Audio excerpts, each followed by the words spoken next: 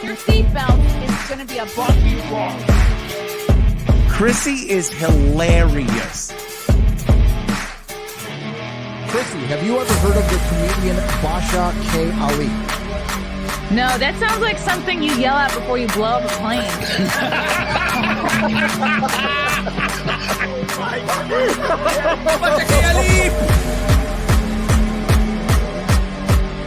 30 seconds remaining. But you know what's good to say? I dabbled in stand-up for something. I haven't been disrespectful to you at all. I was very confused by the title, Everything Everywhere All at Once, because that's also what we call it when Ash takes off his shirt.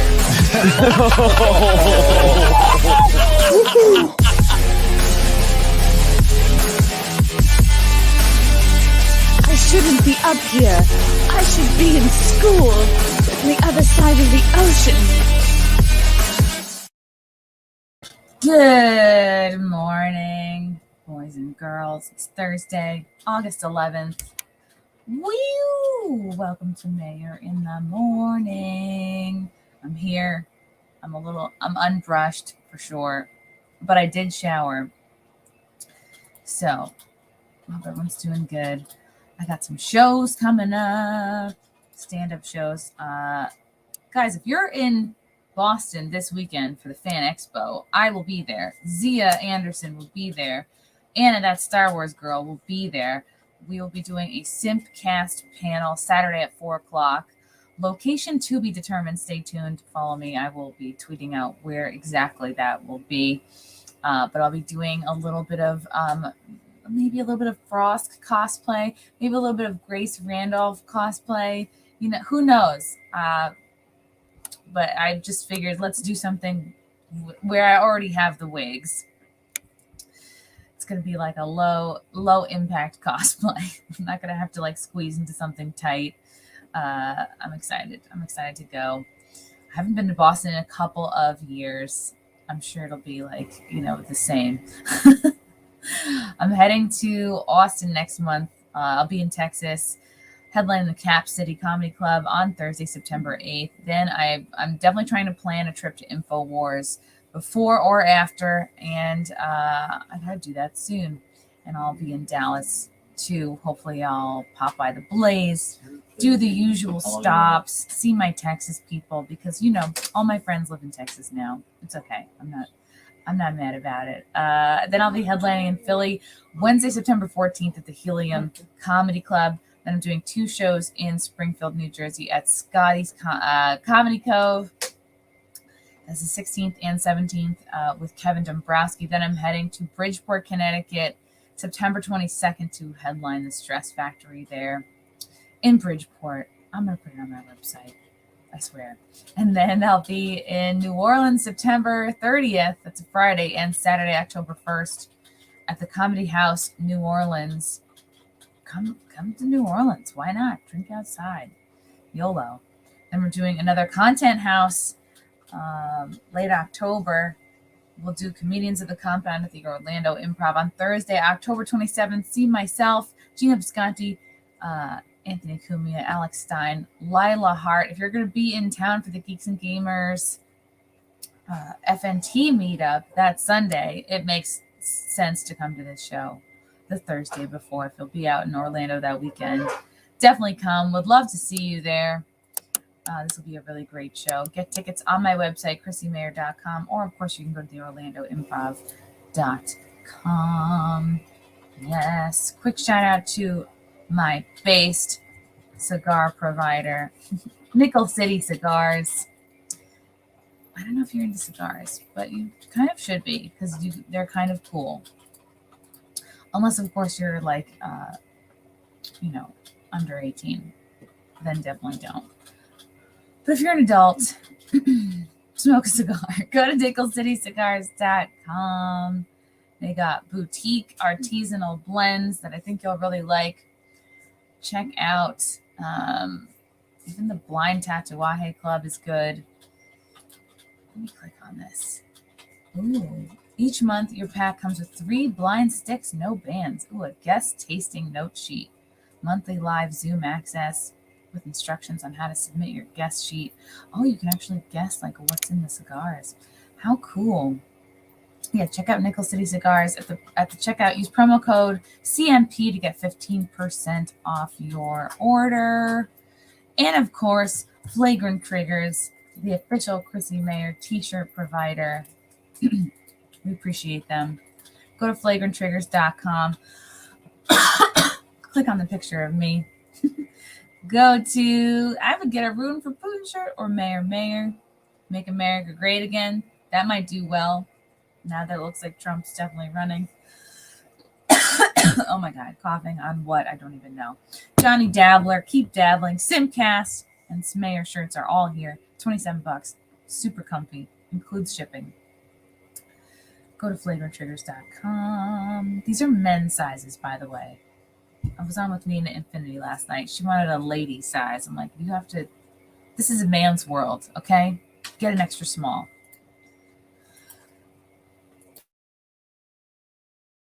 All right, coughing. How about that?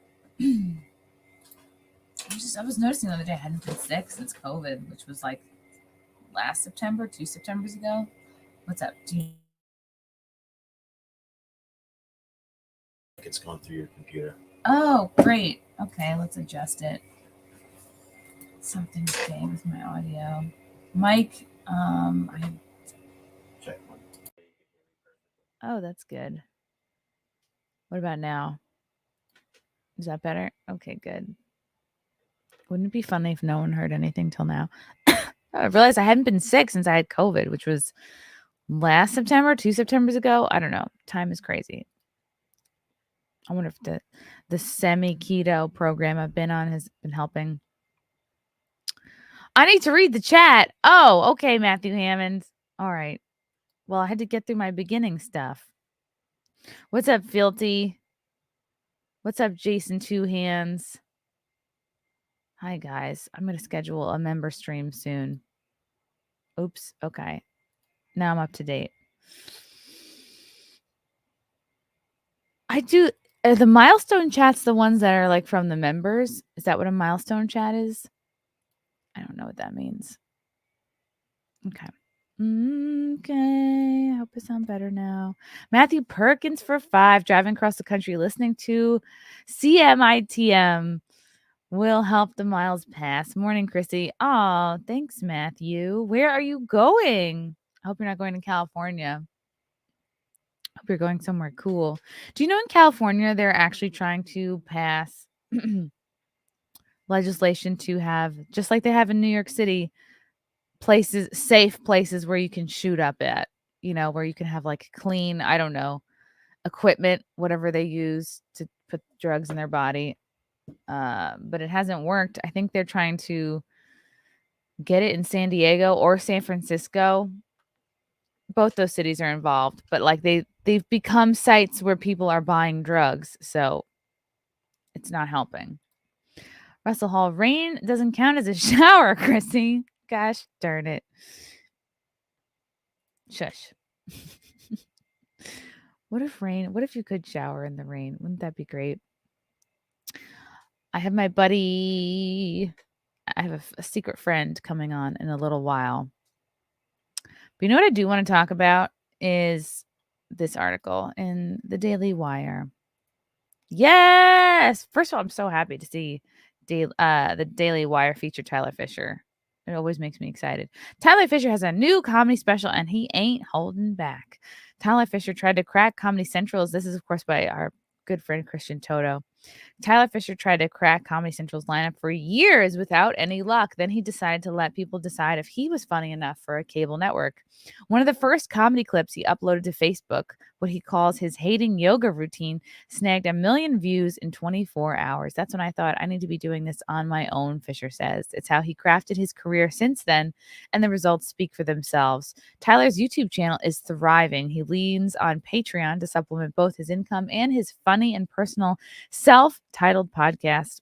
He just co-starred in the Daily Wire's Terror on the Prairie, and his new stand-up special, The New Normal, drops this week. The special, like everything else in Fischer's career, is self-produced. The New Normal finds Fischer riffing on COVID restrictions, having a gay father, and the contrast between Presidents Joe Biden and Donald Trump. Fisher's famous Dr. Fauci impression also makes a hilarious appearance. Fisher, who contracted COVID twice early in the pandemic and refused to get vaccinated, just like me. I think I only had it once, though. Says audiences are more willing to laugh about the virus now. That wasn't the case a year or so ago. He adds that audiences approach his material differently depending on the state. Florida residents have been laughing about the restrictions for some time now. But in Brooklyn, though, audiences often pick sides about vaccination status. The comic released a comedy special on his own 3 years ago, but he says it didn't have a sizable fan base at the time to woo platforms to air it. I know all about that. Now he's more established, but he didn't bother approaching Netflix or Hulu about the new normal.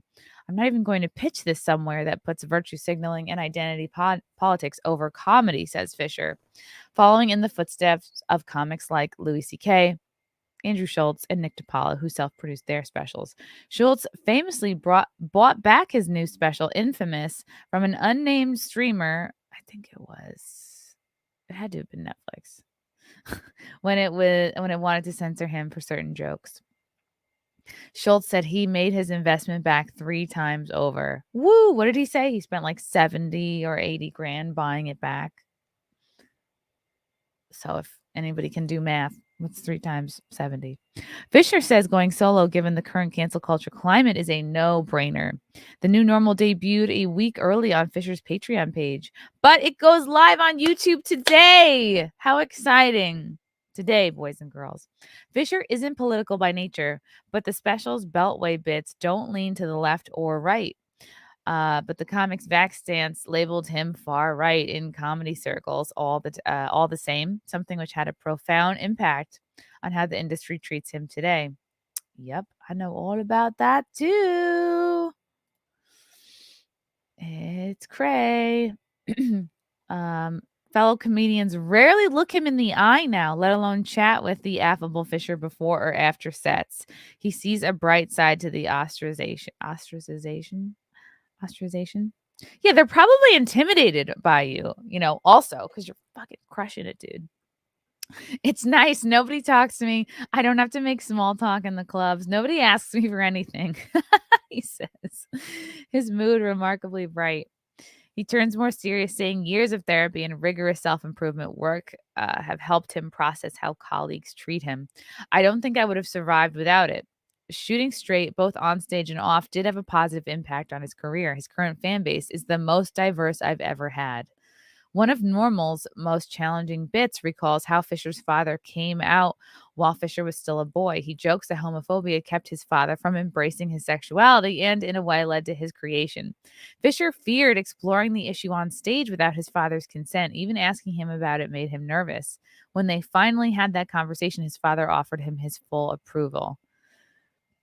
Absolutely. You should exaggerate it, his father said. To talk about it on stage. It took years to form jokes around the topic, and it often left him literally sweating on stage. He first broached the subject at a rooftop comedy gig before a predominantly gay crowd. The bit killed, he says, and it still made him uncomfortable.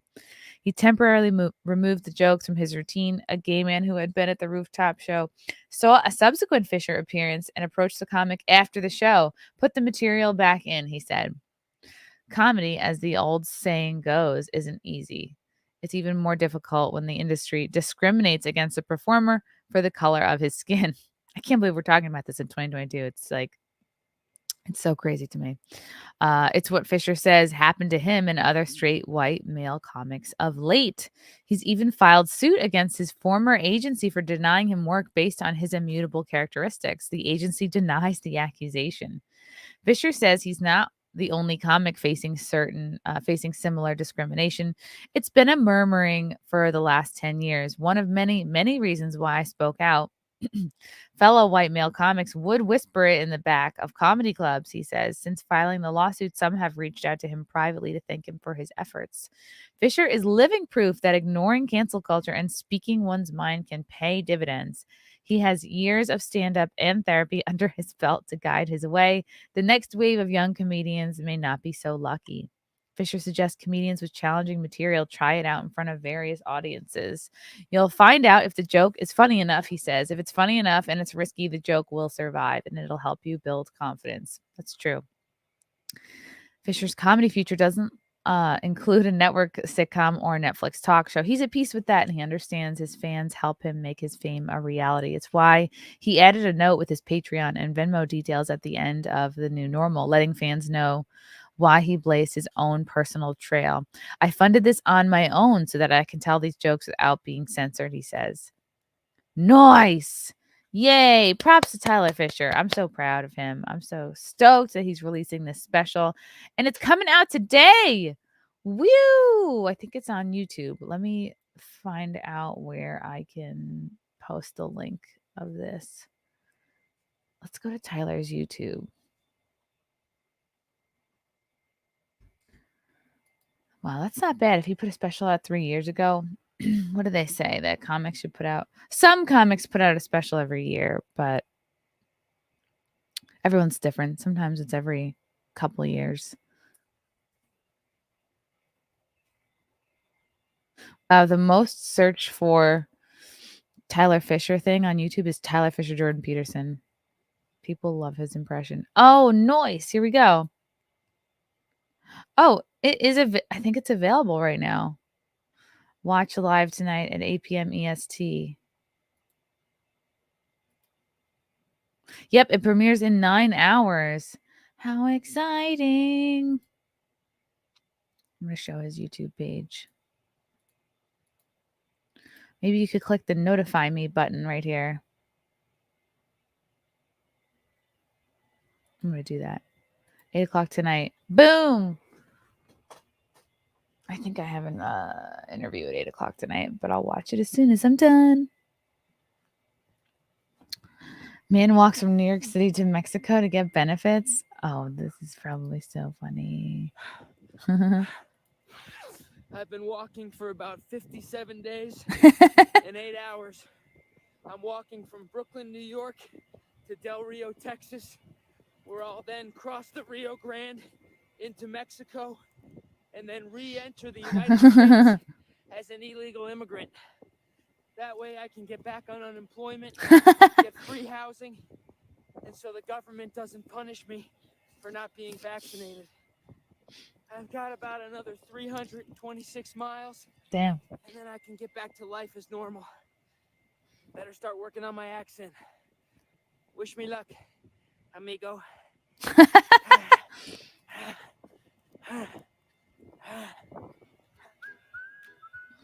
I wonder if he shot that when he was filming Terror on the Prairie. Yes, everyone watch The New Normal tonight. Tyler Fischer's new stand-up special comes out. It drops at 8 o'clock. Yeah. Okay. I'm definitely going to hit the little notification button. Okay, so Matthew Hammond sent this chat. Chrissie Mayr is the best. Can you provide us the YouTube link for the next member stream for us that want to hear it but are not in a spot to join the conversation? Oh, okay. Yeah. Okay. I will do that. Isn't it at 5 p.m. Eastern? Oh, maybe I have to move that. I think I have to. I'm all over the place today. There's like so much change going on. I had to move my whole schedule around to accommodate some new stuff that came through. Yeah. Okay. NVIDIA. Oh, I'll DM you milestone chats when you miss them. Thanks, girl. Russell Hall. Tyler Fisher's probably just being overlooked. Yeah, I mean, it's easy to overlook somebody who has the wrong politics. For sure. For sure. Russell Hall again for 2. Is that a leprechaun crossing the southern border? Ha. Yes, it is. That's funny. Oh boy, where to start? Should we start with libs of TikTok? They're doing their best to normalize the ped stuff. It's like, do I even want to say the words out? Am I going to get censored for saying the word ped? You know, like there's a pet egg that you can scrape against your foot to get the calluses off. Maybe I'll just refer to it as a pet egg. Oh boy. All right. Folks, my name is Miranda. I use she, her pronouns, and I'm a licensed professional counselor and sex therapist in Erie, Pennsylvania. Oh, and great. Today I want to talk about minor attracted persons. And I want to talk about minor attracted persons because they are probably the most vilified population of folks in As our they culture. should be. And most folks are making incorrect assumptions about them. Yeah, that is a pet without egg wearing actually glasses. knowing much about them. And those assumptions create harm for an already marginalized population. You may have noticed that I'm using the term Oh my God, minor marginalized. attracted persons, sometimes abbreviated to MAPS, instead of the more commonly used term pedophile. And I'm doing this because the term pedophile Is has triggering. moved from being a diagnostic label to being a judgmental, hurtful insult that we Oh hurl my at God. people Yeah. in order to harm them. Let's or never smoke hurt the them. pedos. I also prefer person first language. We really need that to take care of their recognizes feelings. that any label we might apply to a person is only part of who they are and doesn't represent everything that they are. Of course. It's We only are part all of who they are. Like OJ should not be defined by the fact that he's a murderer. It's only part of who he is. people first with many different facets or parts of ourselves. That's so and true. this includes folks who are attracted to minors. Ugh. So to start with, let's talk about what a minor attracted person is or who they are. This term simply means that the person has an enduring sexual or romantic attraction to minors. They've not chosen this attraction, just as the rest of us have not chosen whatever our attraction. What do you guys think? Like, I think a lot of these people that end up this way are abused or traumatized, and it's like I just don't think it's a normal thing to be attracted to somebody who's a minor. I think something has to be wrong with you. So to act like oh, I don't it's like not that don't ever talk about it, but see a therapist, and it's like don't you dare act on that. It's just like people can have other urges that are horrible that should never be acted on. Do we need to I just feel like it's a big waste of time to dance around this and worry about hurting their feelings. You don't get to choose to be heterosexual or to be gay and it's whatever. like, even if there is a small group of people who truly don't choose to be attracted to this to this group of people, you are making excuses for the predators, basically, when you say it's not their fault. It's like maybe there's a tiny percentage of people that were abused, traumatized, and truly can't help it. But it's like you're letting in, I think, 95% of the friggin' creeps. Wherever you are. I mean, they're all creeps. To choose to be a minor attracted person. Some minor attracted persons are attracted to a specific age range of minors, while some are not. And why do you know this? Persons are exclusively attracted to minors and are not attracted to adults at all. Ugh, feels like she's talking about herself. Persons are also attracted to adults. Yeah, okay. Oh, this is really hard to listen to. Yeah, and then of course you see it trending. You're like, why are we still trying to make this happen? Oh, Billboard Chris in the chat.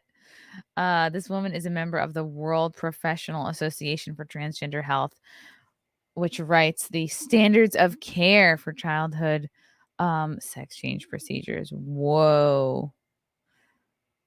Wow. So she's all about it. She's all about the hormones and the top surgeries and full steam ahead. It's gross. Yuck. Yeah, why are we worrying about their feelings? Gross. Okay, I'm done. This is probably not the best way to bring in my guest here after I'm talking about pedos. But Tyler Fischer is here. This is great timing as I'm sweating in a park next to a kids' camp. Oh. So can you go a little bit more about what? Bring that clip back up. Oh my God! You're like, I'm next to a playground sweating. What if, Chrissy? What if you're the size of a child? That Right. You know, like I see women sometimes from the back, and I go, well, they're 5 feet tall, so let me go take a look, and they turn around, and it's a child. Ugh, and you're like, damn it, another one bites the dust. Does that make me like a partially minor attracted child? No.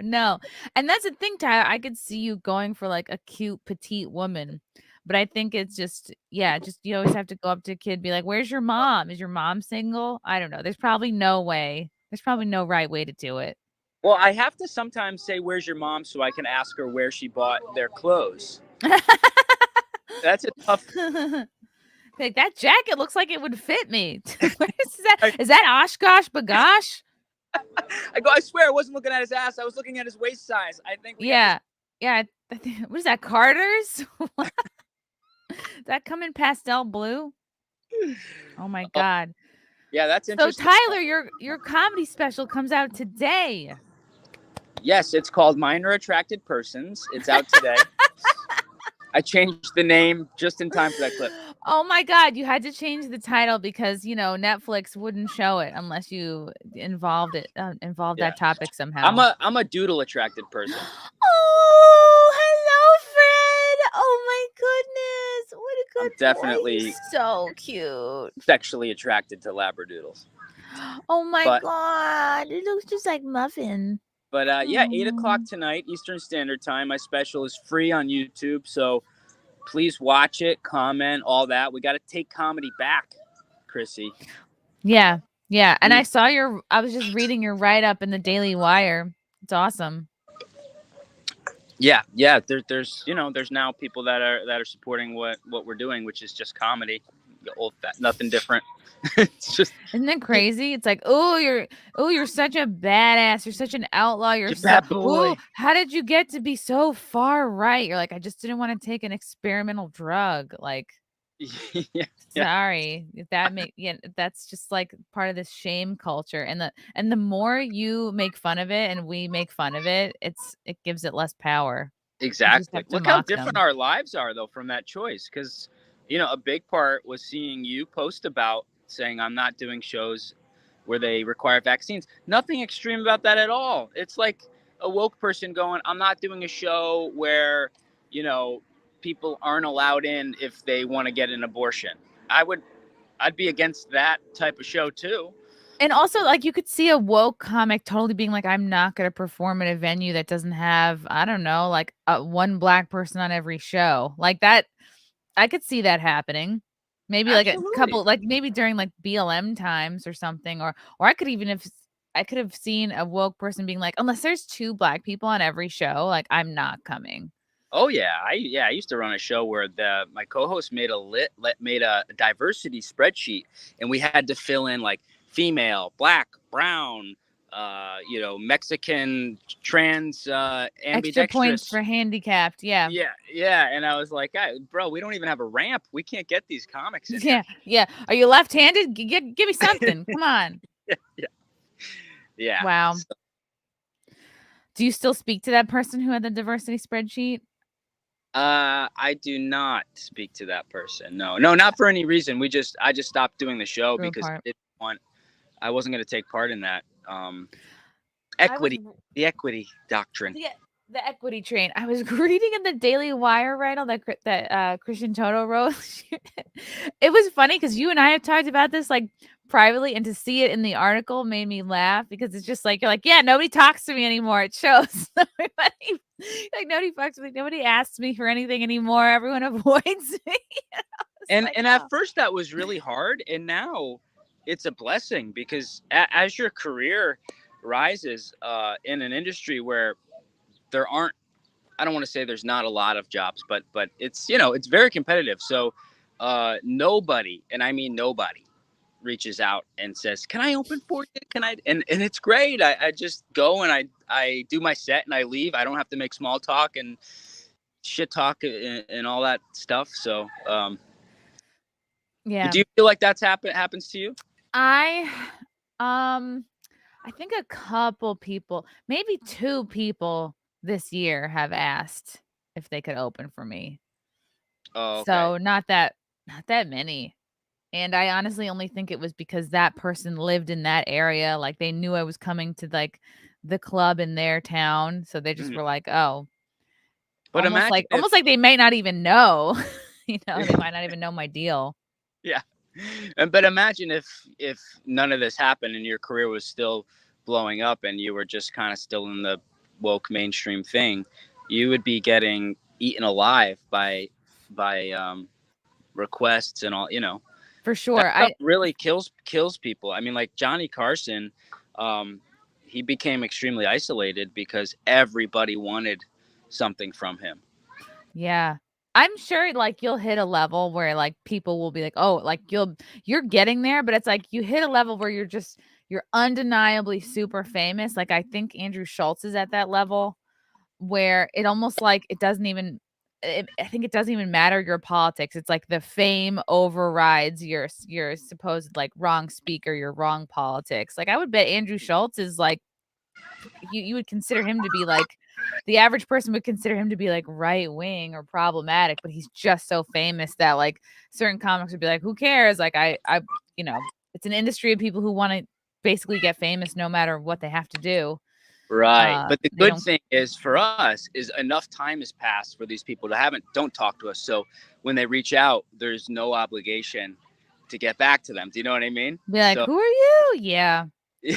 I yeah. was on McDougal Street, not this past Monday, the Monday before, and I was kind of like not looking forward to it because I'm like, I'm gonna walk by the cellar. I'm gonna like, who's gonna like look away from me? Who's gonna like pretend to like not, say hi or whatever? And maybe I'm in my head about it. I'm just like, People like, oh, here comes Chrissy. She's gonna storm the Comedy Cellar.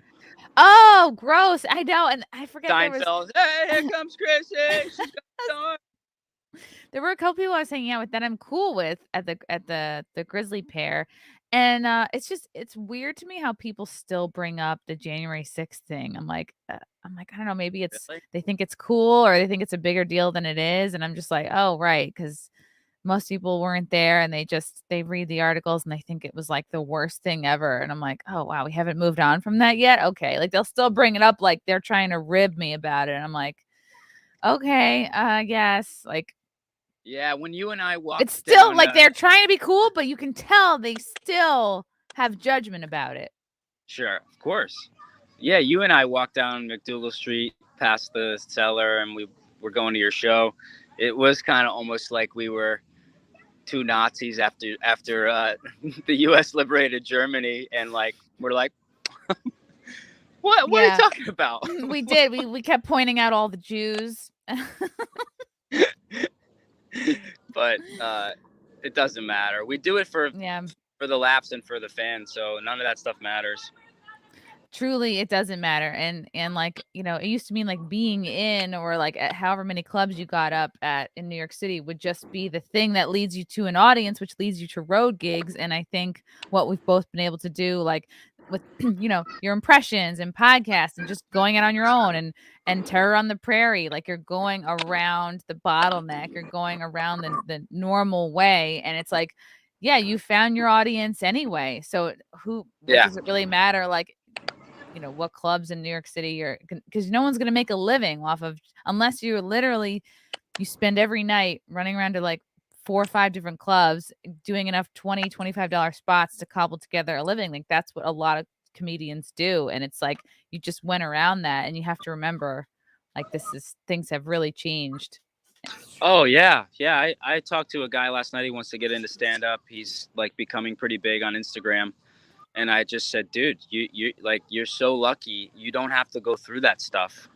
And you have your crowd now. And just as long as you stay humble, like it's going to be, it's like the Wild West at this point. You could do anything. You can create any style of show or do a special every 6 months or whatever. Yeah. And who does this like really screw over? I think maybe some of the comedy club bookers who really enjoyed the power trip, like the gatekeeping, being able to decide like who gets to be on what show, who gets to be on what showcase, who gets to like do the the Just for Laughs showcase. I'm sure Well, like the that'll end. powers. I don't think that'll end because you got to realize there's so few people that really are breaking out of that.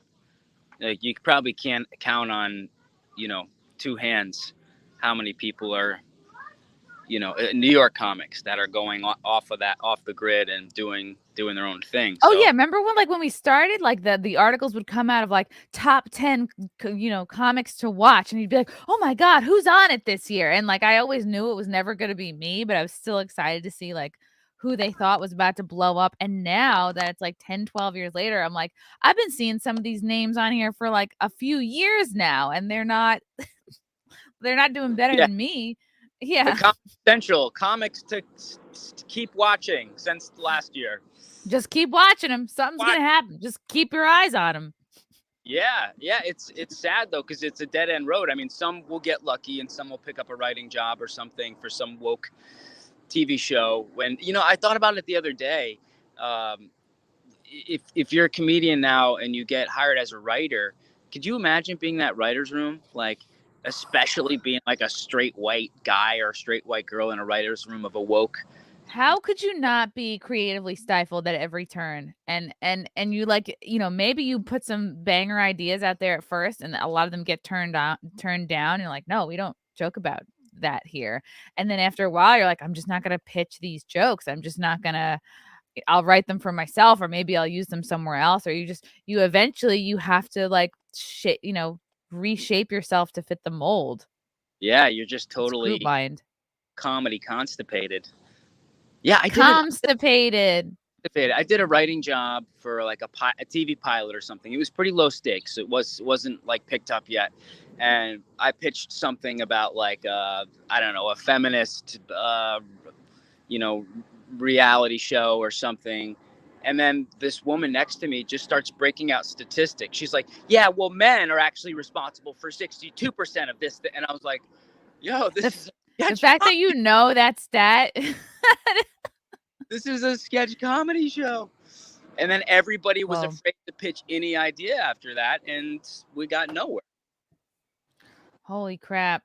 I was seeing, and I know it's propaganda, and I forget the news outlet this article came up on, but you're reading this article and you're like, oh my God, this is propaganda to get people to go back to work, because like especially women have really enjoyed the like working from home, staying from home, and it's almost like so many employees now kind of have these corporations by the balls, because it's like, look, we've been able to do this for 2 years, no problem. Now, what is the motivation to go back into the office? And I'm seeing like that woman you mentioned, all these stats about like, 50% of men go back to the office because they want to avoid doing housework, and they don't call it like being a team or a partnership. They're like all the unpaid domestic labor that women have to do. And I'm like, the article is so angrily written, and I'm like, oh my God, this is propaganda. This is to get women pissed off about having to do extra housework while they're working from home, and like, getting them back into that feminist mindset of like, well, I need to be back at work. Like my job is just as important. I'm not disposable because my job pays less. And I'm like, this is fucking propaganda. They're trying to like move us back into like pre-pandemic, I'm a busy working full-time woman vibe. And it's like, they leave out one really key point, which is the reason men work and are so competitive is to win over a female mate. So like women just don't have that same motivation. Not to say they can't be highly motivated. You are, obviously, but you found something you love doing, which is unbelievably rare. So unless you found something you love doing, you're going to be working a job you don't quite like, and you're not going to have the same motivation as a man, which is, hey, I better make a lot of money so I can like maybe get stop wearing a fanny hat and a bathing suit. You're wearing a bathing suit right now? I wear a bathing suit every day. Well, it is summer. What are you planning on running through sprinklers? Well, yeah, I'm hanging out with my minors later. Oh God. Imagine like I just like the show is like just catching you like passing out candy. You're like, oh, I don't. Yeah, imagine if I Nothing get to see here. arrested right now for like pedophilia right after your segment. This would your career that this clip. You'd have to totally rebrand as a woke comic so that you could be a minor attracted person. You have to flip. Yeah, You have to be like Democrat. Right. Yeah. I know I'm not a pedophile because I dated a woman once who had a small butt, and it really grossed me out because it felt like not enough. childlike, and I broke up with her. So to me, I was like, oh, I felt bad for breaking up with her because she had a small butt, but I was like, yes, I'm not a pedophile because it was so creepy that she had a tiny butt. Yeah, and you know what? I wonder if the same is true for women who don't like to be with a guy who doesn't have like a big dong. They're like, you know what? It needs to feel like an adult for me. I don't know. This is a strange conversation. Is it too early to do this before noon? No, it's all good. Tyler, what was your process like for shooting this special? Yeah, so it was a little unique because, as you know, we weren't performing as much during the Great Panty. So a lot of the jokes I kind of tried out on my podcast or Instagram videos and stuff. So it was a much different process, which was fun because I didn't rely on audience reaction so much. So for the first time, I was able to develop ideas and jokes that I was always afraid to tackle because I wasn't doing them in front of a crowd. And then I started to build my audience. So I would, bring them out and do them for bigger crowds around the country in Florida and Texas and the open states. And then I decided, the pandemic seems like it's coming to a close because of the war in Ukraine, of course. And it's not even like it lost steam. It's like they couldn't keep it going. It's like they wanted to, but it's just I think they knew Ukraine was now a bigger story, so they just shifted over. I really do. I mean, the conclusion of the pandemic, for the most part, happened the same week as the Russian invasion. Right, because Putin did cure COVID. Exactly. So I decided, all right, I better film this now because, maybe a quarter of the jokes are about the pandemic. So I booked the Brooklyn Comedy Club. I rented out a space, hired my own crew, worked with my manager, John, and we filmed it all on our own and, designed the room. And I spent the last month editing it at my house. Oh, wow. You did your own editing? Yeah. That's cool. Everything. So I did everything, the titles, the music, everything. And I love doing that. It's if you enjoy editing, it can be really fun doing your own special because you know the timing, right? You go, oh no, I need to hold for like 2 more seconds so you can reveal a punchline or something. Right, or especially if you're like, oh, I remember the laughs on that joke came like later than usual, or yeah. timing. And I filmed 2 shows in a row, so this is a mix of 2 shows. Okay. Made to look like one. Some people will notice like the crowd shifts occasionally, or you're slightly more sweaty in some shots. Yeah. My pants are off in one shot. Or, yeah. Bathing suit is more wet in some. Yeah. At one point the IRS raids the comedy club, and that you might notice that. I'm in handcuffs for one show. Oh my God. They just like rooting through your notes. Like, we're looking for documents. Yeah, but I'm really excited. I'm really proud of it. I talk about a lot of stuff. I talk about my dad coming out of the closet, and those are jokes I've wanted to tell for 12 years, and I was too afraid to tell. Why do you think you were afraid to tell them? I think the feedback in society that was starting to build steam, which is now out of control, was like, if you're a straight white guy, we don't want to hear your opinion or thoughts on anything that has to do with anything outside of your straight white box. And so I started testing those jokes a little bit, and I saw the crowds getting really uncomfortable. Wow. And I think that was the beginning of people kind of not knowing what they're allowed to. People were becoming self-conscious for the first time in a long time, where they go, ooh, wait a minute, now it's not just when I grew up, it was the LGB community, and now there's 40 letters, and people are going, oh wait, now like there's probably a lot more of them in this crowd. Are they uncomfortable? And you know I what need it to is? protect them. It's the effect of cancel culture on the greater population, because that feeling that the crowd is experiencing is that kind of looking around like, who is going to judge me and potentially cancel me for laughing at this joke? Because anybody can point a camera at anyone, like, oh, look at this guy in the front row laughing. It's like people already want to cancel you, Tyler, but it's like the poor guy in the front row laughing at your joke. Oh, I know where he works. He's like, you know what I mean? Like, we're not that far away from canceling people for what they're laughing at. Yeah. Regular people. Crowd members are going to be the next ones to go. So, yeah. It was really tough to do it. And I'm not someone that seeks controversy at all, which is funny because that's the opposite of what a lot of people would think.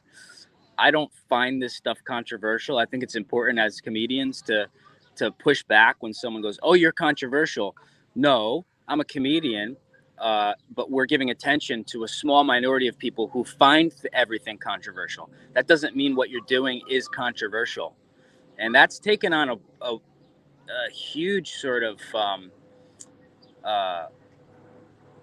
it's taken on a way more weight than I imagined, even with comedians that really do say whatever they want. When I hear them say, yeah, it's controversial, it's like, no, you're giving the microphone to this tiny little group. Yeah. I think I am being rated right now. The helicopter's literally... I'm going to see a rope ladder drop down behind you. It's interesting too, because like you're joking about a little red dot on my forehead. No. You're like, what is that dot on him? And then your dog's just gonna like see the camera drop, and your dog's gonna be like, no, please don't get murdered. Licking my face, my bloody face. No. It's interesting because it's like you actually, you have a gay dad. You're telling jokes about having a gay dad, but it's like, so the audience actually has to, really put aside their judgments and like listen to you and listen to the material, because usually it would be like, well, you can't talk about, being black unless you are black. You can't talk about, Indian people unless you are Indian. You can't talk about, well, even Crip Daddy, he is disabled and people give him shit for talking about being disabled. So it's like, I'm sure doing those new jokes about having a gay dad, it's like, it's different because the audience actually has to put that judgment aside of like, uh-oh, someone who's not in this category is talking about this thing. Yeah, you need an extra pair of balls nowadays, because you really are told that, being told I'm privileged for the last 20 years when people know nothing about my childhood or, my mental health or anything. If I was raped or molested or like anything that can really ruin somebody's life, and I was all of those things. So you have to you have to rise above that and go, no, I'm going to talk about this thing that was really hard to go through, that is also hilarious, but it can be tough, I think, for old straight whiteys to go, man, yeah, I had a rough go of it as a kid. Theo Vaughn, I think, has one of the best jokes about that, where he talks about his white privilege. It's one of my favorite jokes. In fact, seeing that joke, I think, inspired me to start talking about this stuff, because he's basically going, everyone's accusing me of privilege, and he's going, you think I stole all your shit and then moved right next door to you? He's like, we both have nothing.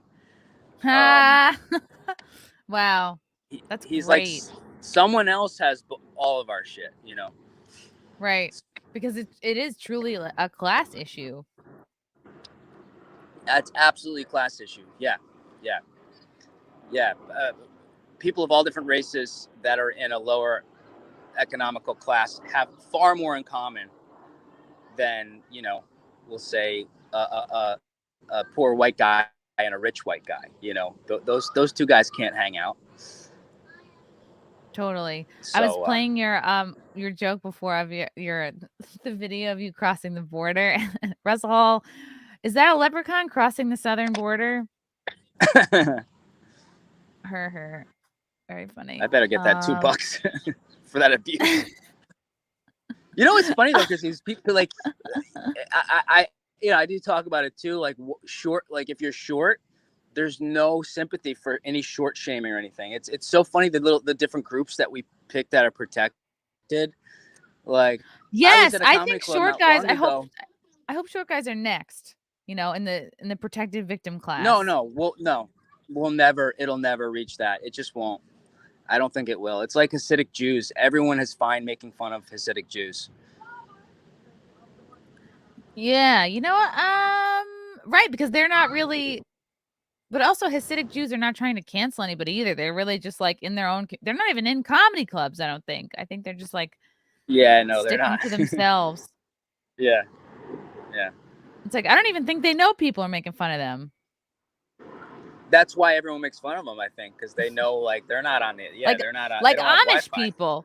Like they're not here.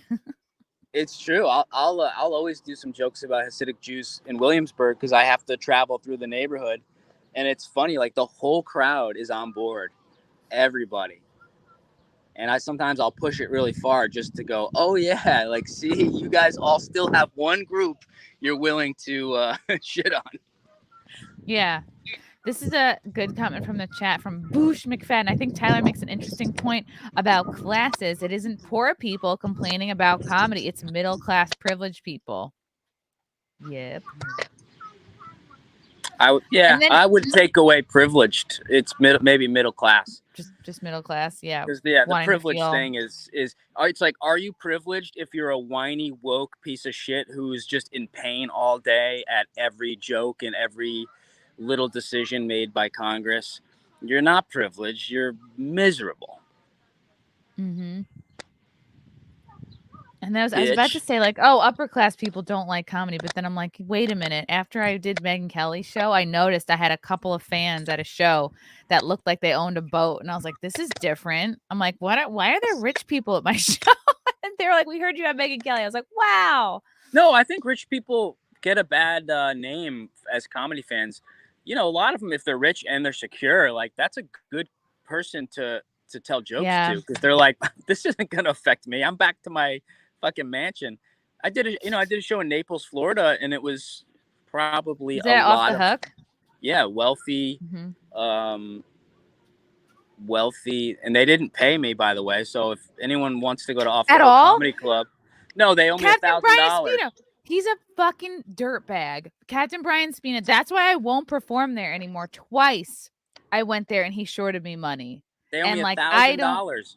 I lost money going to do a show at a comedy club in Florida. What a dirtbag. That's wild.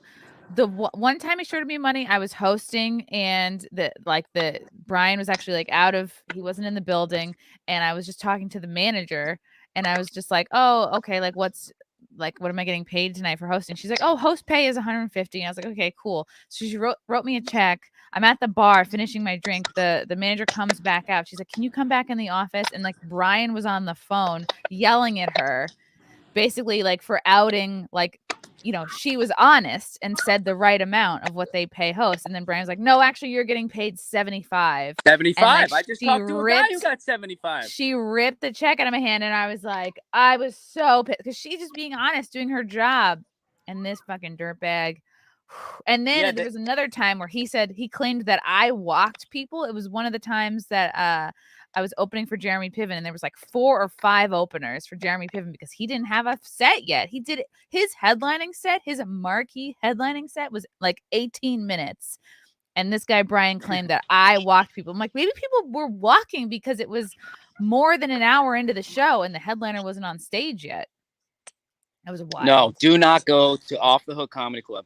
Nobody go there. And that sucks because it's my dad lives out there. It would have been nice that, I got to perform there a couple times. When my mom was really sick, she came out and watched the shows and had fun and brought her friends. And that was a nice memory, but it's I am never going back there. That guy's the most dirtbag. It's a great club. Yeah.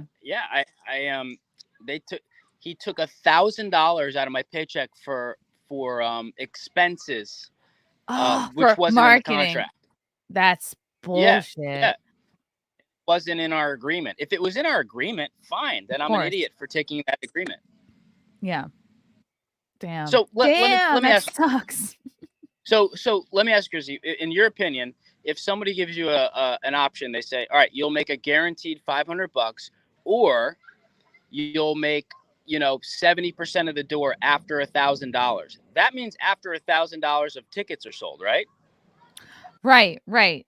Yeah, because then the club is keeping like that $1,000. Right. That's what that means. Yeah. Or to pay their staff or whatever. Yeah. Yeah. So we did that, and then he took $1,000 out. I walked out with $238. So he took $2,000 out? He took $2,000 out. Holy shit. That's horrible. Yep. So, this is there's 130 people there, a lot of more fans. This was like that's my first a decent amount. Yeah. Yeah, I mean, I had to fly my way out, so I went home with a big loss. I'm sitting on the sidewalk on the curb after my first nearly sold out comedy club. Oh, did we lose you? You're breaking up a little bit. Okay, so the last thing I heard was sitting on the curb. Uh-oh, he's frozen. Tyler! They got him. All right, go leave and come back. Try leaving and coming back. I'm taking you out. Okay. He's going to try back. He's going to try again. 200 Watt Studio. Did you hear about Cecil's gay tryst in Texas? No.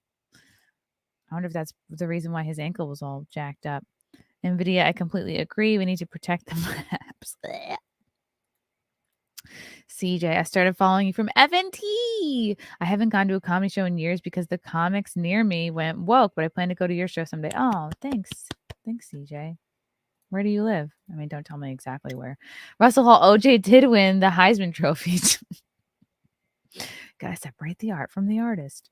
Big Raj, thanks for the super sticker. And thank you for the comic book. I can't wait to read it. 200 Watt Studio. Miners work hard to get coal to us. Let them love. That could be a funny cartoon.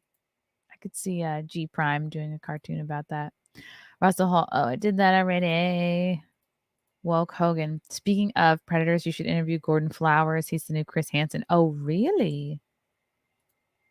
Interesting. Mr. Gregory for 5. Hail to long hair. And Chrissy, can't wait to see you on Comics to stream tonight. Ooh, yeah, I'm excited for that. I think that's at like 10 or 10:30. Okay, he's back. All right. So maybe we'll wrap up because I'm gonna lose you again, I think. Okay. So you're on a curb. I'm on a curb. Yeah. Looking at a check for $200 after selling out a comedy club. And I'm sure you did great. I'm sure they loved you because Florida's based. Yeah. It killed. Yeah. So anyways, do not go to Off the Hook Comedy Club. Do not. This is what we need to. When was this? When was this, by the way? This was in May. Wow, this just happened. So my shit with him happened like a couple years ago. Like my mom died 4 years ago. So this had to have been 5 years. So this guy has not changed at all. He is still. No, it's so stupid. Bullshit. And then comedians canceled after I told them about this. So some comics canceled their shows. It's like, well, whatever. Who it's dirtbag. That's wild. Yeah. But we don't need that shit anymore. That's what's great.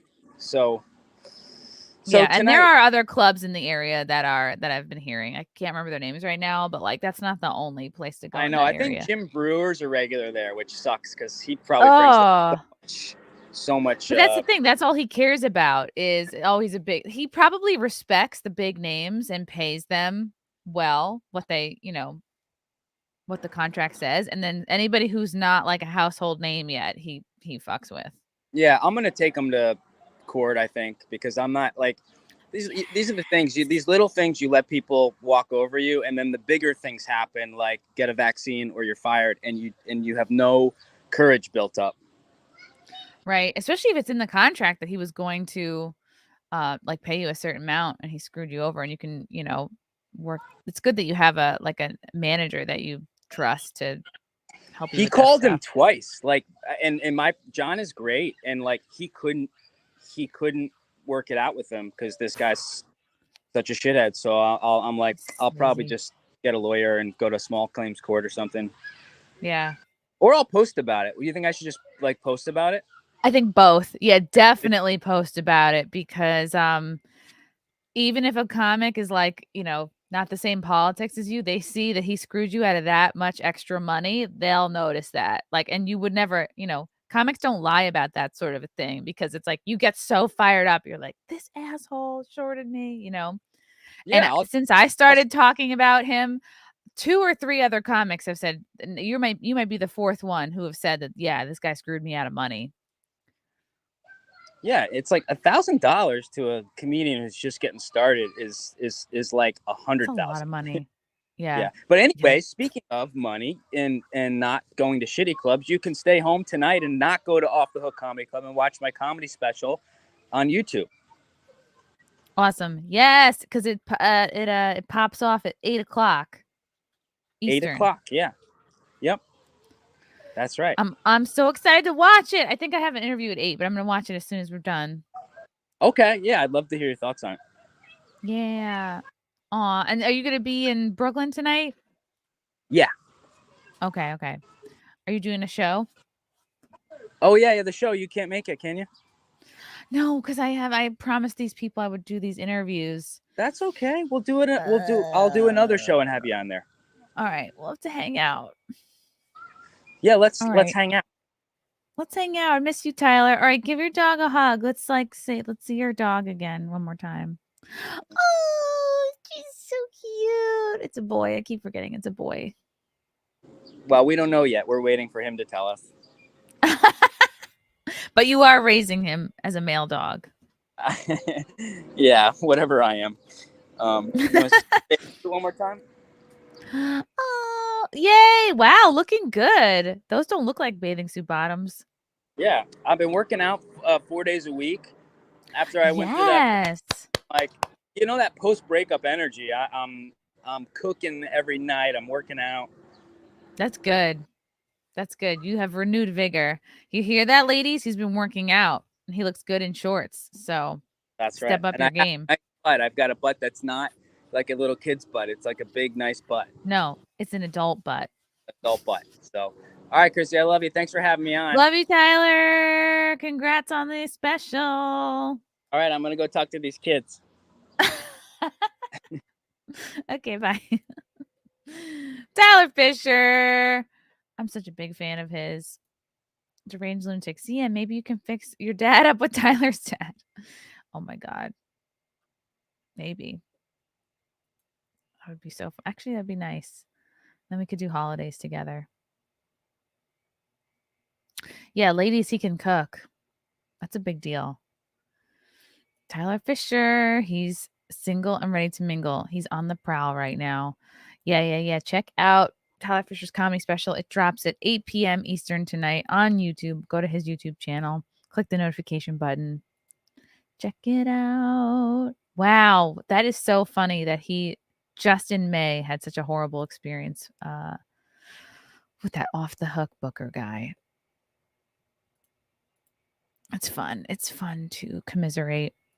But guys, did you know this? Did you know Kylie Jenner is turning 25 today? Oh my God. She called herself 20fine. Oh Lord. She was in a sparkly gown. Was this last night? Yep. Is it Wednesday? No, it's Thursday. Yes, this was last night. Look at her, girl. I mean, can you really show off your body when it's just really, it's like she should have the hashtag or the handle of the surgeon that she went to on all of her dresses, because really that's who we have to thank here. No, I'm not salty. Congrats to Kylie Jenner. Happy 25th birthday. Do I want to read the rest of that article? No, not really. I've lost interest. Oh, this was so sad. A horse collapsed. A horse collapsed in New York City. I guess this was yesterday. Yeah, this was yesterday. Here is footage of this horse collapsing, and I guess the handler is trying to like rouse him. Oh.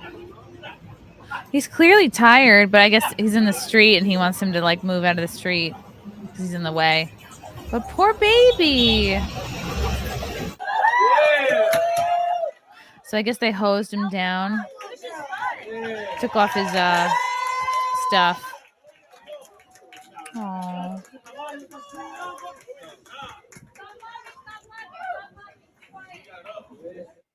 I wonder how long it took for that.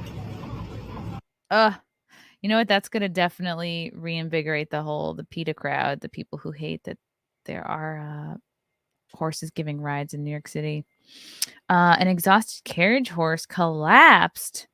Oopsie. Oh my God. Why is there a video of Hornet? That's what they do. They try to get you hooked on another video. An exhausted carriage horse collapsed during the evening rush hour in Manhattan on Wednesday, lying on the asphalt while his driver repeatedly struck him and ordered him to get up. The animal's knees buckle in footage as the driver jerks the reins and slaps the horse in an attempt to make it stand on 9th Avenue and West 45th Street in Hell's Kitchen. Get up, come on, get up, the frustrated driver commanded as traffic backed up on the busy avenue around 5 o'clock. Onlookers were disturbed by the flogging. What if I slapped you around like that, bro? One concerned bystander asked. Stop slapping him, another woman was heard pleading. Oh, that's sad. I'm trying to get him up, all right, the driver said, and he whipped the horse with the reins twice. The dejected horse laid down on its side. Oh, he looks kind of skinny here. And rested his head on the street as the driver removed his carriage with the help of a pedestrian. Oh. A group of police officers then arrived and were filmed dousing the horse with water, finally getting him on his feet after more than an hour. Wow. He just needed to relax. Oh, he shouldn't. This is like, he looks kind of thin. The NYPD's mounted unit then transported the animal to an unknown location. Glue factory. For treatment, according to police. The incident horrified witnesses and advocates and came after a brutal extended heat wave that finally broke on Wednesday. I saw the horse collapse. He obviously was malnourished, dehydrated, hungry. The guy started whipping his horse and telling him to get back up instead of giving him water. Uber Eats driver Kevin Gonzalez told the Post. I told him, yo, stop whipping him, giving him some water. That's a horse, not a machine. Oh. It would be funny if the Uber Eats driver was on his way to do a delivery and he just fed. Hey, what happened to my meal? I had to give it to this passed out horse. It's really sad, man. You can tell that horse was not taken care of. Oh, you can tell he was exploiting that horse. He was hungry. He was thirsty. You can tell the horse collapsed from thirst. Oh, that's really sad. The horse tried to get up 10 times and it kept collapsing. Oh, before police put adrenaline in his butt. That's really sad. He knocked the water down because he was so disoriented. He was so out of it. He licked the water off the floor because he was so thirsty. Oh, the driver didn't care. He just wanted to get his horse back up so he can make more money. Another witness told the Post the horse was bleeding from the knee. Oh, and a tourist on the scene said she believed the horse had suffered from heat exhaustion. I told them they shouldn't try to force the horse back up. It's just like a person. You wait and make sure they get over it, said Kathy Garfield, local cat woman, 75, who noted that she had grown up with horses. So sad. He was afraid to take the bridle off the horse because he was afraid he wouldn't control it once it got up. He didn't know a thing about horses. Why are you a horse carriage driver and you're not a horse person? They should let horse people do this job. It tried to drink water, but it still had the bit in his mouth. I was able to convince the driver to remove the bit from the bridle. It had been trying to drink water. It's hard when you have a big piece of metal in your mouth. Oh my God. And they can't use straws. Advocates said the animal had passed out on 9th Avenue for over an hour with no veterinary care. How many more incidents like this do we need? This is clearly animal abuse and it must be stopped, said New Yorkers for clean, livable, and safe streets. Executive Director Adita Bernkrant in a statement. Nathan Semmel, 52, advocate for voters for animal rights, agreed with the NYC LASS that the city lawmakers should replace horse-drawn carriages with electronic vehicles. Yeah, I'm probably for that. They're probably not treated the best. It's time that we replace horses with modern technology, told the Post. The city can provide better benefits to the drivers and protect the horses. These horses have been suffering for years. There's nothing romantic about seeing a horse fighting for his life laying on the ground. The fight against commercial carriage rides in Central Park and Midtown had accelerated in recent years and months after footage of horses collapsing and running into cars went viral. Oh, no. If passed, the new measure would give horse drivers preferences for electric carriage licensure and require they be paid union wages. Drivers are represented by the powerful Transport Workers Union, which said the horse was sick in a statement to the Post about the Hell's Kitchen horror show. We thank everyone for their concern about Ryder, one of the beloved Central Park carriage horses. Tony Utano, president of Transport Workers Union Local 100 said. The veterinarian believes that Ryder has EPM, a neurological disease caused by possum droppings. This is another example why people shouldn't rush to judgment about our horses or the blue-collar men and women who choose to work with them and care for them. Christina Hansen, a carriage driver and union shop steward, said the horse was a danger to itself on the ground. They can thrash around and hurt themselves, and the longer they are down, the more weight on their limbs. It makes it harder for them to get up and can actually cut off circulation to their limbs and gut. These animals weigh 1,600 to 1,800 pounds. Mayor Eric Adams, who was endorsed by the TWU, has said he does not support a carriage ban, but is open to discussing the issue. Former Mayor Bill de Blasio was an outspoken critic of the industry, but his multiple attempts to enact a citywide ban on carriage horses during his 2 terms were halted by political opponents concerned with protecting the industry's 200 jobs. His predecessor, Mike Bloomberg, was an unabashed fan of the tourist-friendly business who fended off naysayers. It's funny. Who claim that the industry is abusive. Proponents of the handsome cab rides maintain the horses are healthy and well taken care of. New York City can and must lead. The world is watching. Yeah, they shouldn't be having them out when it's so hot. I agree with this person. Like no carriage rides when the temperature is above 85 degrees. And if it doesn't already exist, there should be a daily limit on how many miles a horse can work in a day. Yeah. Yeah, why don't they have it just later in the day?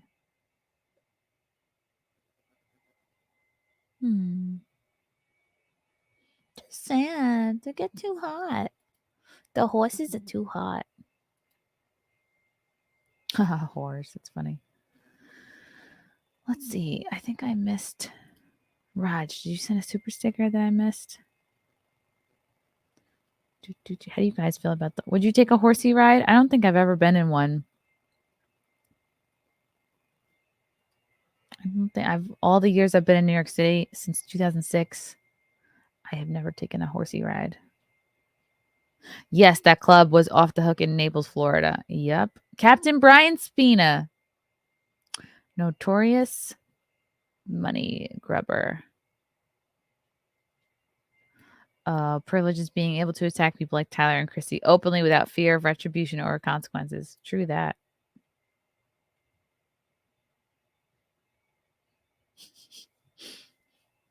Yeah, everybody go watch Tyler's special. You can easily tell that horse has had no fluids. Yeah, he was so skinny. I would have a hard time. Like, you have to be a certain kind of person to be able to just ignore the needs of an animal.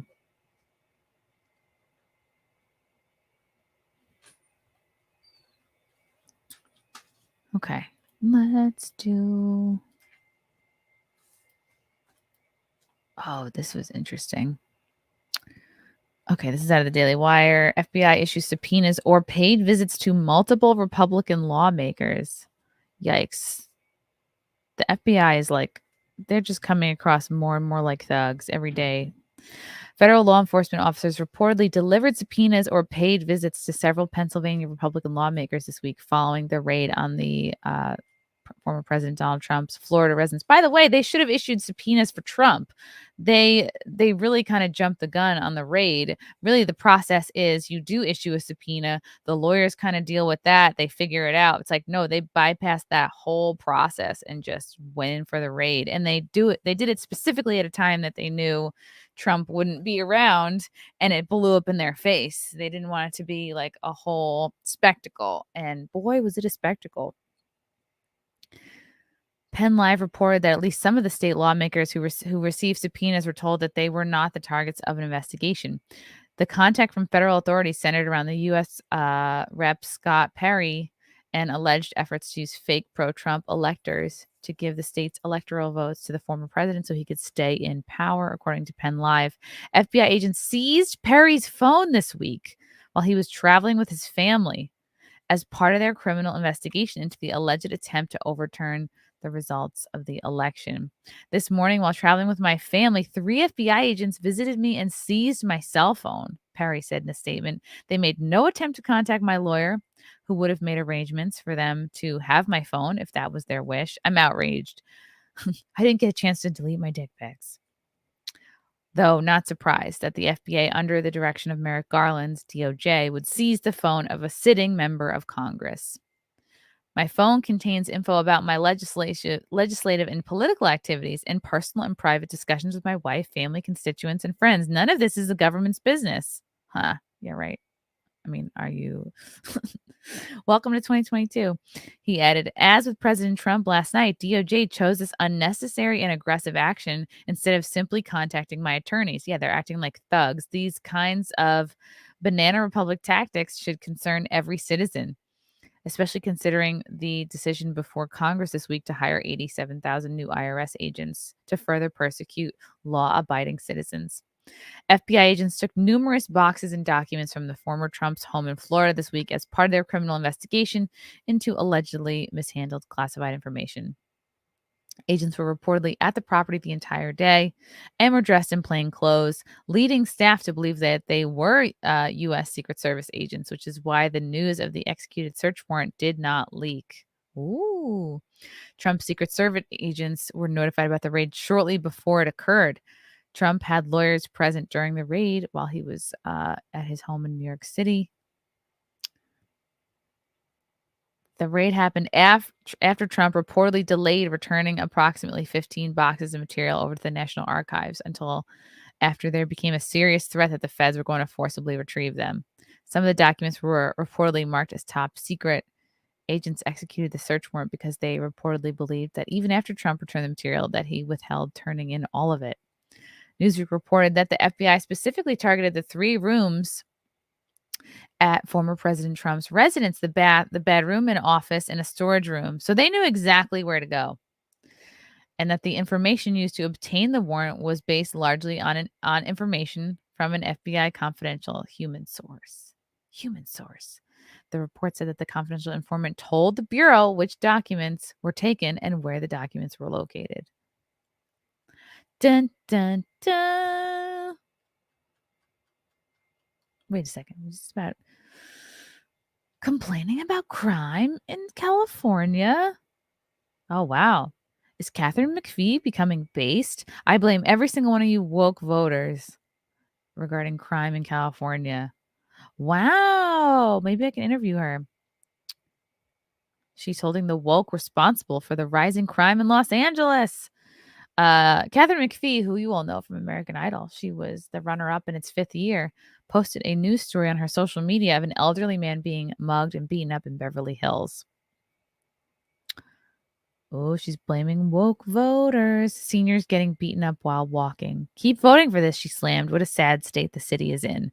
McPhee then plugged Rick Caruso, a former Republican running for mayor of LA as a moderate Democrat. This is literally my worry and thought every time I go out now. We need Rick Caruso. What is this world coming to? No rings, watches, or anything out in LA anymore, she added, posting screenshots of a conversation she had with a friend about their fears of being mugged. Yeah, that's true. I try to not wear anything too nice when I go into the city. Caruso, who is socially liberal, has become a favorite of wealthy celebrities in LA. Celebs from Kim K to Gwyneth Paltrow have plugged the candidate on their social media accounts. The Democrat is running on a message of cleaning up crime and attacking the city's homeless problem. Crime, corruption are uncontrolled. This is a moment for someone like Rick to come in and clean it up.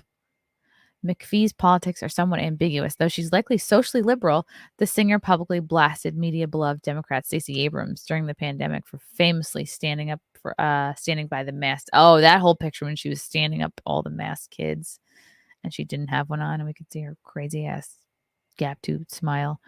What the actual hell? Politicians at their finest, McPhee wrote. Mask up the children, and you yourself sit without a mask. I mean, yeah, she's not saying anything crazy. I'm sure she will say, but I had my mask in my hand, she mocked. All right, good for you, Katharine McPhee. She married musician and producer David Foster in 2019. Ooh, and she's pals with Trump. In 2016, Foster said he politely turned down Trump's offer to play at his inauguration. I was asked. I politely and respectfully declined. He actually wanted to do it, a source told the Post. It's a high profile thing, but he couldn't risk it. Wow. Pussy. He should have done it.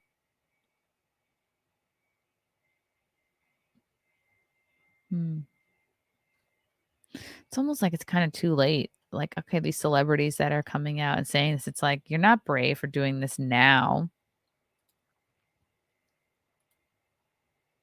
She's also friends with Prince Harry and Meghan Markle. Oh. Well, excuse me. In case you don't like woke, doesn't mean you're a Trumper. True. True. Oh, yeah, this is a picture of a pet egg. Just in case you guys didn't know what I was talking about before. It's something that scrapes like the rough skin off your feet. And then you open it, you open the egg, and it's full of skin that you can save if you want. Ew.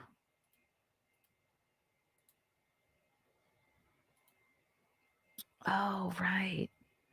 Did you see that this woke ice cream shop in Detroit refused to serve police on duty? Woke vegan ice cream shop refused to serve law enforcement in uniform because it's intimidating. One former police officer had an epic response. Read the full story here. Oh, a restaurant in Oakland did this too to cops. But when their store was vandalized, suddenly they were happy to have cops around. That's weird. Yeah, it's harder to virtue signal when like actual shit's going down. Let me pull up that article. I have too many tabs. Okay.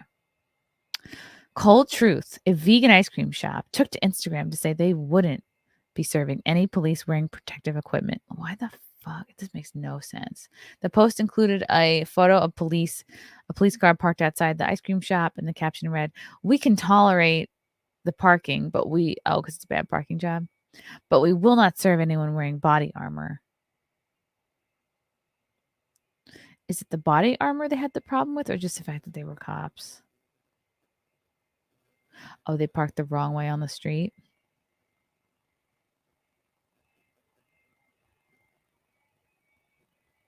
The ice cream shop is located in Detroit, a city with the second highest violent crime rate. What's number one, New York or Chicago? And the sixth highest murder rate in the country. Detroit News reported that Detroit is one of America's most violent big cities. After complaints about the post, Cold Truth went back and forth with a number of customers on Instagram saying, "Simple policy. If your job requires military-grade armor, please come by for ice cream after your shift." Oh, somebody responded to Cold Truth soft serve on Instagram saying, "This is disgusting. You guys should be ashamed of yourselves." They wrote back, "Simple policy. If your job requires military-grade..." I mean, do they have that posted anywhere?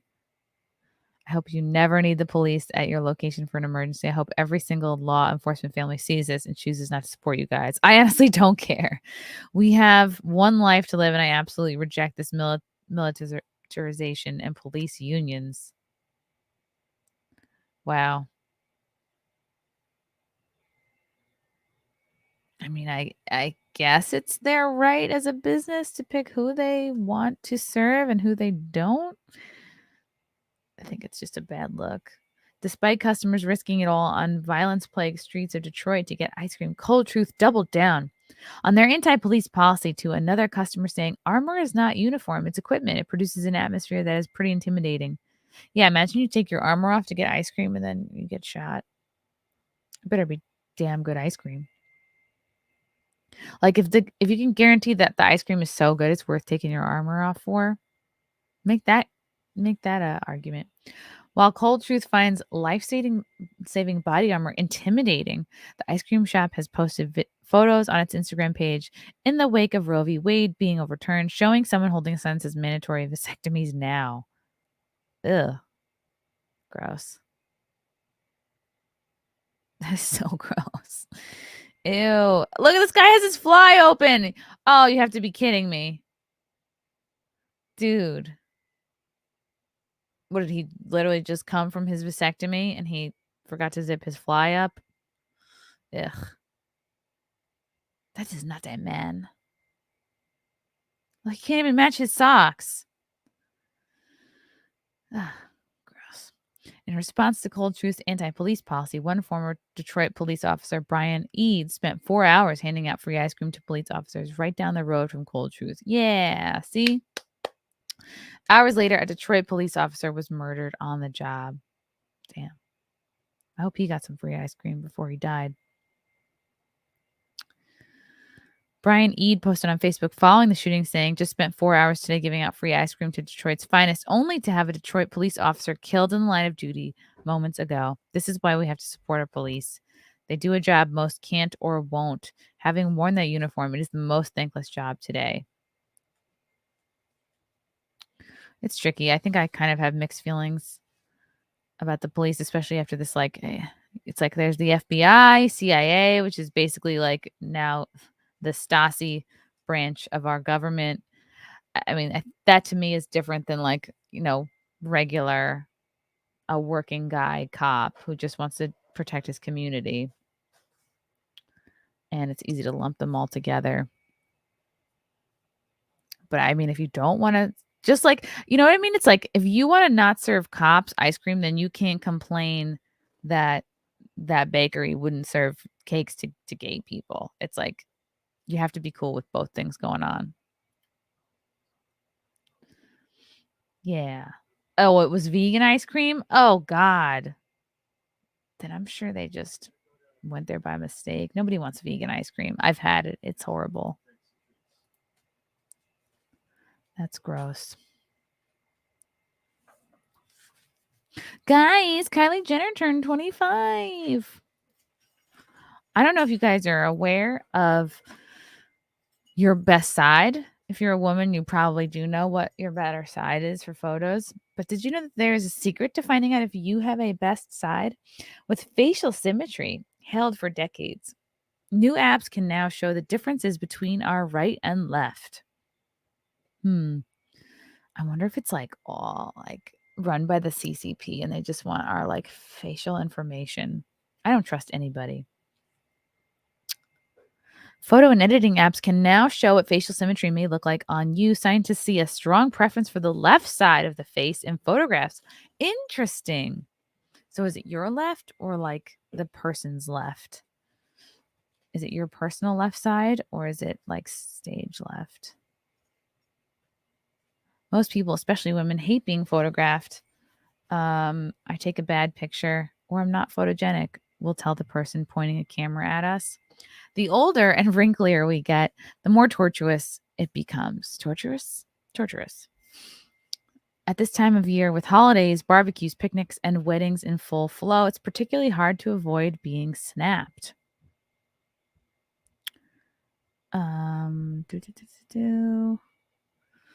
We've all experienced that discomfort as we scroll through and scrutinize images on a phone and cringe at what we see. Oh no, look at the double chin. Delete. You could roll coins through these forehead creases. Delete. My teeth aren't really that big, are they? Delete. Not only do I order friends to delete photos of me, I never do that. It's like, dude, just like try to be better. I always think like if I see an unflattering photo of myself, it's not their fault. Like just try to be better looking. Like learn from your mistakes. Move forward. I then stand over them and I make sure they delete the photos and and even delete them from the deleted items photo. That's a little controlling. Why is it that everyone else always looks amazing while I resemble a balloon that somebody has drawn an angry face on? Oh, is it this lady saying that? Or is this just an example of a lady? This is Claudia Connell. She is asking, why is it that everyone else looks amazing while I resemble a balloon that somebody has drawn an angry face on? Well, Claudia, just from looking at your headshot, you probably need to lose weight because you can see like kind of how full your face is here. So start with that. Try losing 20 pounds and then get back to us. The reality is that we're always our own worst critics when we see our image, picking ourselves apart and noticing the flaws that others don't. Well, I finally found a photograph that I don't want to instantly delete or rip up. My lips look cute and pouty. My eyes are downturned, but I think that gives me a sexy smolder, she said. Hold on a second.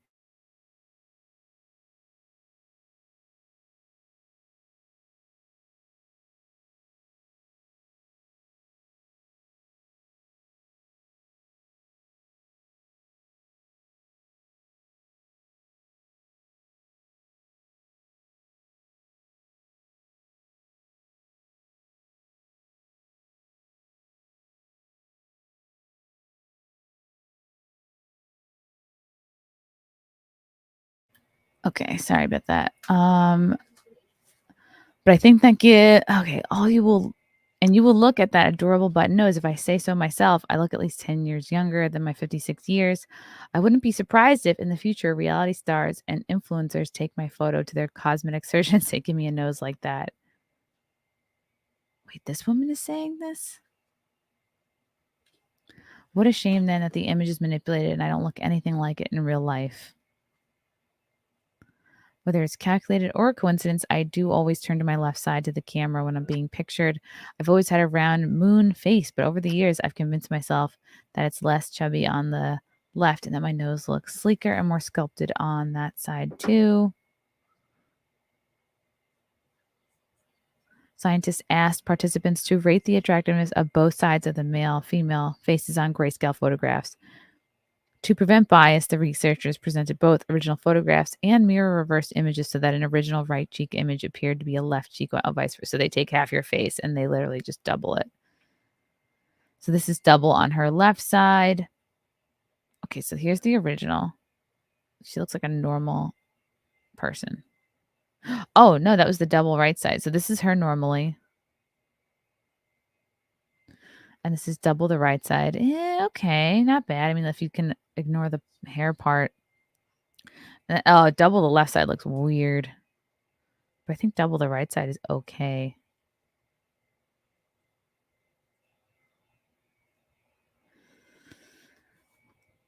The left side of the face was rated as more aesthetically pleasing for both men and women. They found a strong preference for the left side of faces, regardless of whether the pictures were originally of the left side or mirror reversed. Okay. Results were confirmed by measuring pupil size of participants. They dilate when you look at something interesting and constrict when you're looking at something unpleasant. In this study, pupil sizes increased when looking at the left side of faces. But why the left? Researchers believe it could be down to the way emotions are processed by our brains. The right side of our brain is more involved with emotional expression and controls the muscles on the left side of our body. Okay, so the left side of your body is controlled by the right side of your brain. So the right side is emotions. Interesting.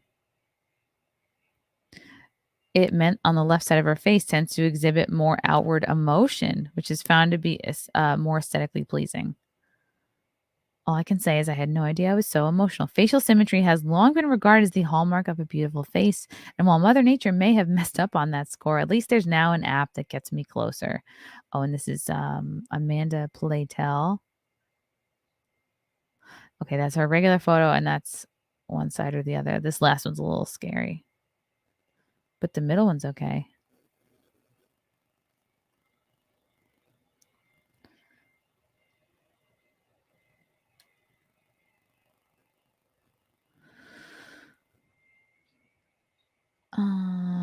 Okay.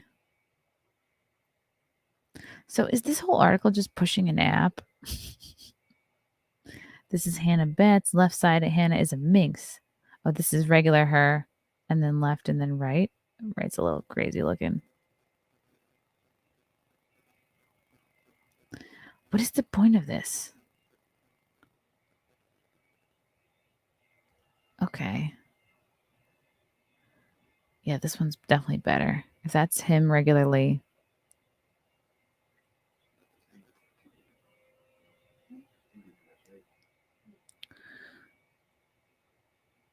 I don't know. I think if you're just like a regular person,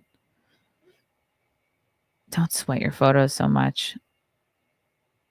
Like, remember the other day, I think I was talking about this, Kim Kardashian flipped out because there were photos of her that like weren't filtered and weren't tweaked, that were put out there. And she was like, oh my God, the lighting, the angles. It's like, all right. But if you don't, but that's the thing, is her whole business is having these perfect photos out there for her because she's constantly selling something, and her body is what she does, what she uses to sell her whole business. But that's got to make you really anxious if you're like, oh, my whole business just hinges on one unedited photo getting out there. It kind of crumbles the illusion. Okay, look at this chick. The middle one looks good. This one looks crazy. I am not surprised researchers have found the left side of our face is the best, but what else would you expect from a 32-year-old millennial who spent her teen years taking selfies?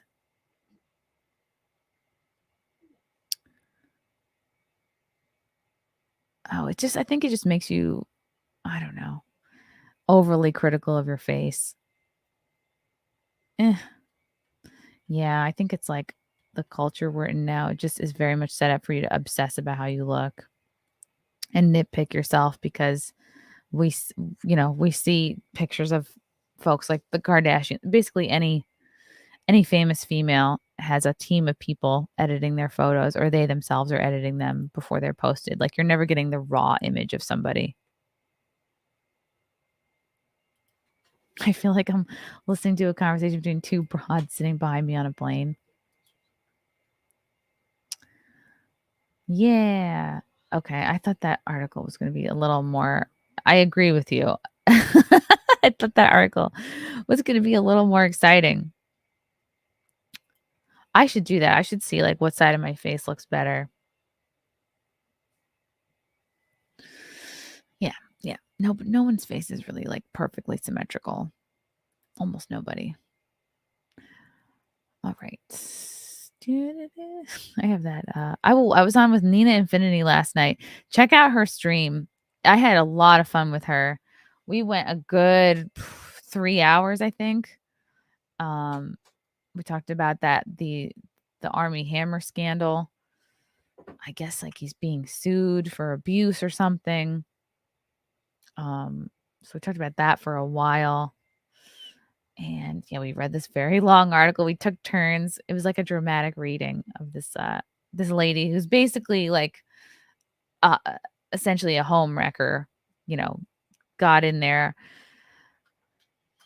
started they started an affair, but it sounds like she really wanted to break up this marriage. Yeah, just stop being ugly. Yeah. Duh. Thanks, NVIDIA. I'm going to check to see if I missed any messages. Okay, I'm going to pick a time to do the member stream, and I'll post about it for sure. Still waiting to hear. I may be interviewing a comic named Brittany Schmidt tonight at 8 o'clock. Let me check my emails to see if her handler wrote me back.